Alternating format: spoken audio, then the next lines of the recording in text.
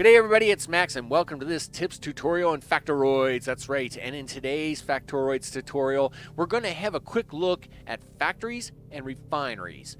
Now, whether it's a 2 input, 1 output, or 1 input, 2 output, it doesn't matter. You're going to need 4 lanes of traffic. Your first lane's going to be an input line always. Your second lane's going to be your first output item and the factories themselves. Your third lane can be an input or an output line depending on the recipe you're choosing, and the fourth lane is going to be that first output crossed over a bridge. So with that, let's get in to have a look at both of them. We'll get to it. This quick tips tutorial is on factories and refineries. So in this particular case, what we're looking at here is a standard glass factory setup. Now, many of the factory setups are usually 2 inputs, 1 output. So that means you need 2 lines of incoming and 1 line of outgoing. Now, because of the 1-to-1 ratio of every piece of component, so you need 1 block for a belt, you need 1 block for a factory, right?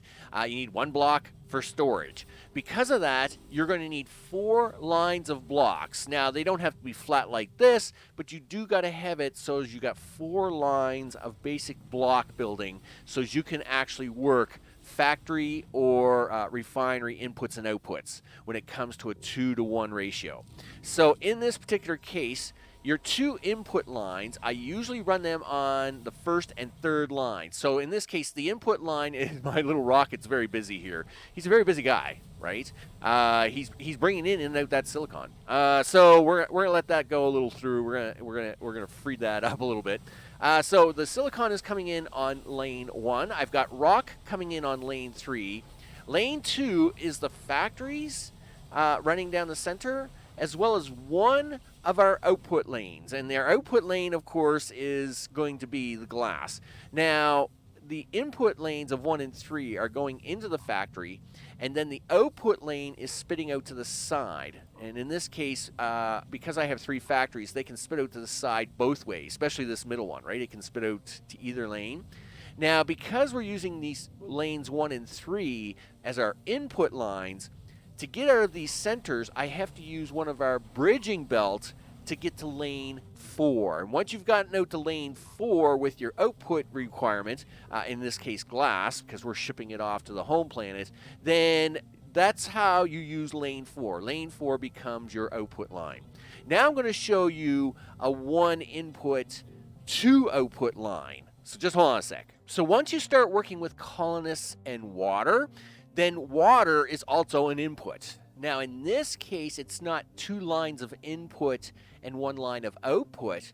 In this case, it's 1 line of input, which in this case just happens to be water, and it's 2 lines of output, hydrogen and oxygen.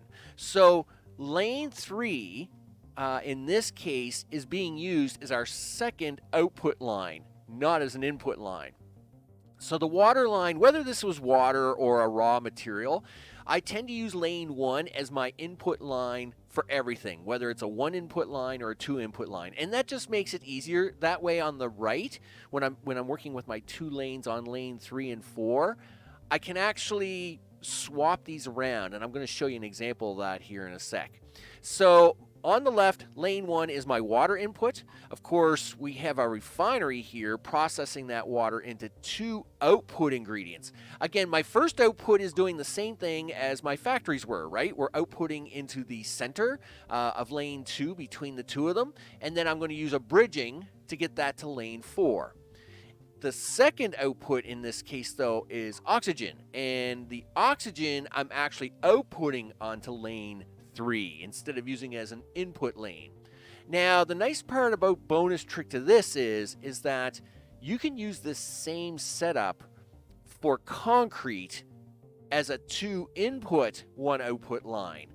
All we would do is change lane 3 from being an output for oxygen to an input for stone, and change the formula of the refinery from just water to a water stone input, and then get concrete as an output.